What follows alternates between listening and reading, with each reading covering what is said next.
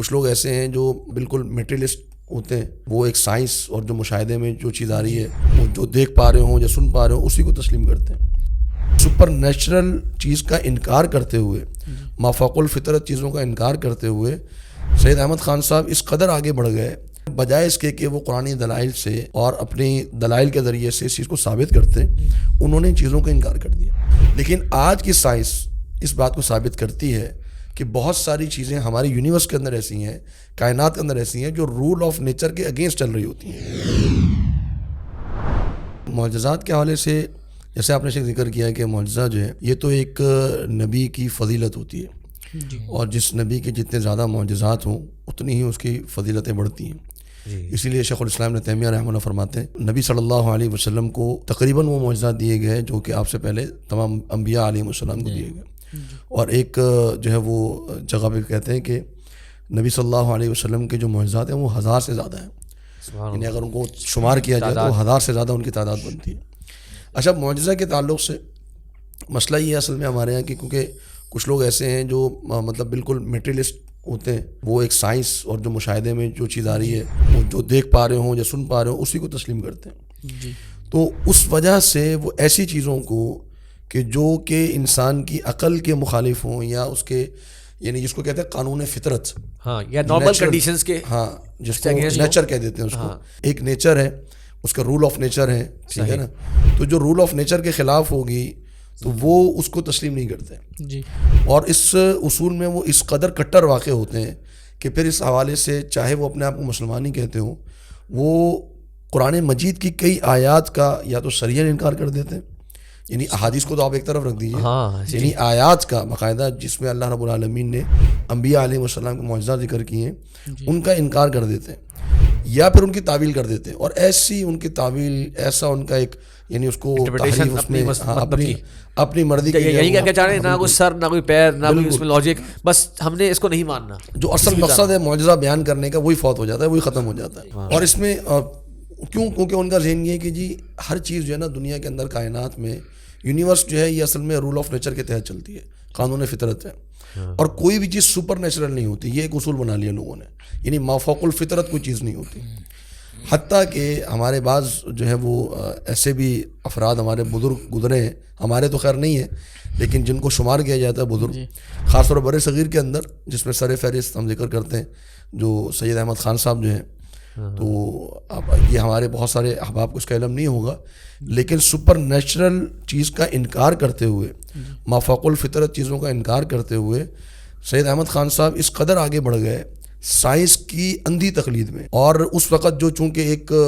ایک تھیوری چل رہی تھی سائنس کے اندر کہ یہ سپر نیچرل کوئی چیز کا دور تھا سائنس کا، ہاں، اور وہ چونکہ اس کو فالو کر رہے تھے تو انہوں نے کیا کیا کہ انہوں نے بجائے اس کے کہ وہ قرآنی دلائل سے اور اپنی دلائل کے ذریعے سے اس چیز کو ثابت کرتے انہوں نے ان چیزوں کا انکار کر دیا۔ موسیٰ علیہ السلام کے جو معجزات ہیں، یعنی اگر آپ تفسیر دیکھیں، میں تو خیر نہیں کہوں گا کہ مسلمانوں سے کہ وہ سید احمد خان صاحب کی تفسیر کو دیکھیں، لیکن انہوں نے اپنی تفسیر کے اندر کن کن چیزوں کا انکار کیا؟ فرشتوں کا انکار کر دیا۔ ہم تو ایک عقیدہ رکھتے ہیں نا کہ ملائکہ جو ہیں، فرشتے جو ہیں، وہ ایک مخلوق ہے اللہ کی جو ہمیں نظر نہیں آتے، جس کے ذمہ اللہ نے بڑے بڑے کام لگائے ہوئے، تو وہ انہوں نے اس چیز کا انکار کر دیا۔ کس بنیاد پر؟ کیونکہ سائنس اس کو ثابت نہیں کر پائی، اور پھر کہا کہ جی چونکہ سپر نیچرل چیز ہے، سپر نیچرل کوئی چیز نہیں ہوتی ہے تو لہذا فرشتے نہیں ہے، تو پھر کیا ہے؟ تو ملائکہ قرآن مجید میں ذکر ہوا، اس کا مقصد کیا ہے؟ کہتے ہیں ملائکہ سے مراد جو ہے وہ قوت الہیہ ہے،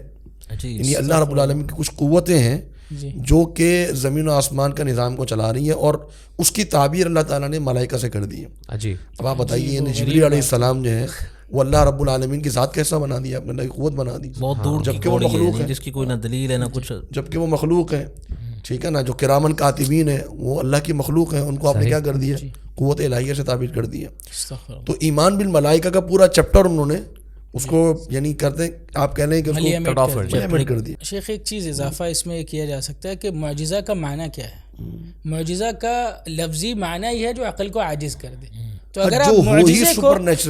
آپ اگر معجزے کو عقل پہ ہی پرکھیں جو عقل کو عاجز کرنے کے لیے آیا ہے تو وہ اس کو عقل کے خلاف ہے جی، اور اللہ رب العالمین قرآن میں فرماتا ہے وَإِذْ لَمْ يَهْتَدُوا بِهِ فَسَيَقُولُونَ هَذَا إِفْكٌ قَدِيمٌ کہ اگر وہ اس سے ہدایت نہیں پائیں گے تو کہیں گے یہ پرانی کسی پیٹی کہانی ہے. بالکل. تو یہی بات ہے کہ معجزات کو اگر آپ عقل سے سمجھ رہے ہیں تو وہ تو آئی عقل کو چیلنج دینے کے لیے بالکل ایسے ہی ہے ہی عقل کے لیے چیلنجنگ. اب جو قرآن مجید کے اندر معجزات ہیں ٹھیک ہے نا, اب وہی چونکہ سر سید کا ذکر کر رہے ہیں وہی میں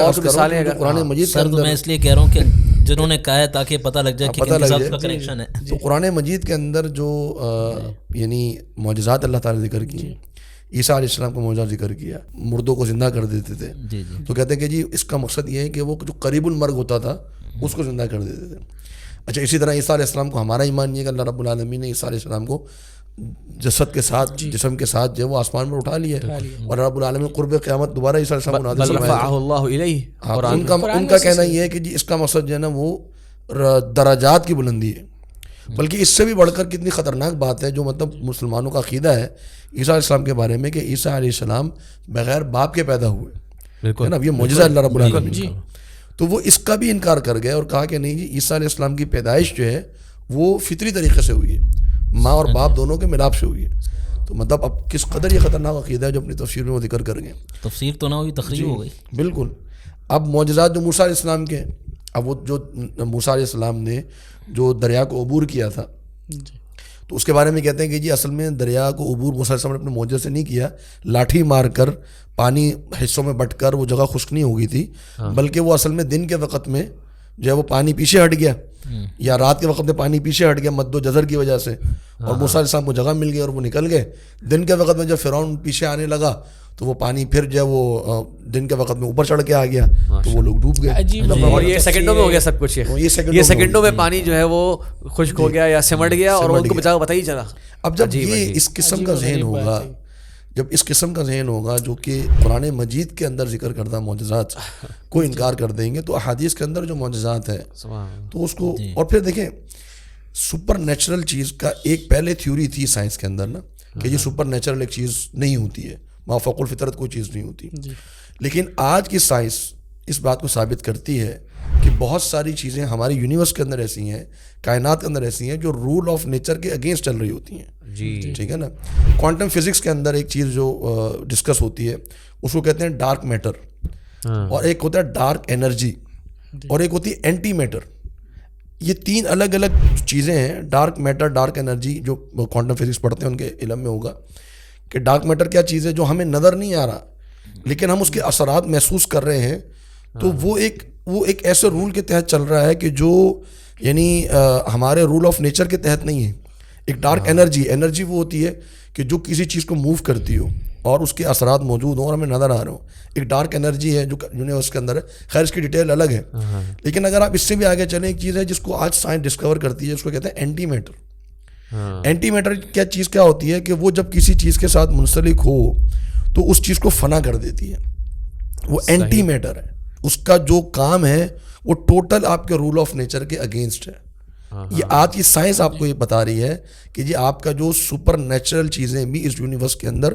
موجود ہیں, ایگزسٹ کرتی ہیں, اور وہ آپ کے رول آف نیچر کے اگینسٹ چلتی ہیں. تو ہم آج اس کو اینٹی میٹر کو بھی تسلیم کر کے بیٹھے ہوئے لوگ. لیکن آپ کی جو اپنے مثالیں ذکر کری, میرے خیال سے یہ پھر ان فورسز کو جو جس طرح کی چیزیں ہیں یہ پھر بہت ساری چیزوں میں ثابت کرتے ہوں گے کہ یہ کوئی ایسی نہیں ہے کہ کوئی خالی ایک جگہ ہے. جی بالکل, بہت ساری جگہوں پہ پھر ان کی جو ہے وہ تاثیر ثابت. آپ اس کو دیکھ سکتے ہیں, ہمارا یہ ٹاپک نہیں ہے لیکن یہ مقصد امریکہ کے اندر پوری لیب بنی ہوئی ہے جس کے اندر اینٹی میٹر کو حاصل کیا جا رہا ہے, اور کہتے ہیں کہ جی یہ بہت زیادہ تباہ کن چیز ہے جو اینٹی میٹر ہے. یہ معمولی سے اینٹی میٹر اگر مل جائے تو پورا کا پورا شہر جو ہے وہ فنا ہو جائے, کیونکہ یہ رول آف نیچر کے اگینسٹ چلتا ہے. یہ پوائنٹ ہے. ہاں, تو یہ مقصد اب آپ نے مان لیا کہ جی ایسی چیزیں ایگزسٹ کر رہی ہیں جن کو سائنس ڈسکور کر رہی ہے جو آپ کے رول آف نیچر کے اگینسٹ ہیں. تو اب سر سید احمد خان اگر آج کے دور میں ہوتے تو وہ اینٹی میٹر کے بارے میں کیا کہہ رہے ہوتے؟ صحیح. تو مقصد کہنے کا یہ ہے کہ ہر دور کے اندر لوگوں نے جب سائنس کو اپنایا تو سائنس کو اپناتے ہوئے انہوں نے قرآن مجید اور احادیث کے تعلق سے جب ان کا جواب نہیں دے سکے تو پھر انہوں نے یا انکار کر دیا یا تعویل کر دی. اب اللہ رب العالمین کی صفات کا معاملے کو لے لیں. معتزلہ نے اپنے دور میں جب یونانیوں کا کلام پڑھا تھا,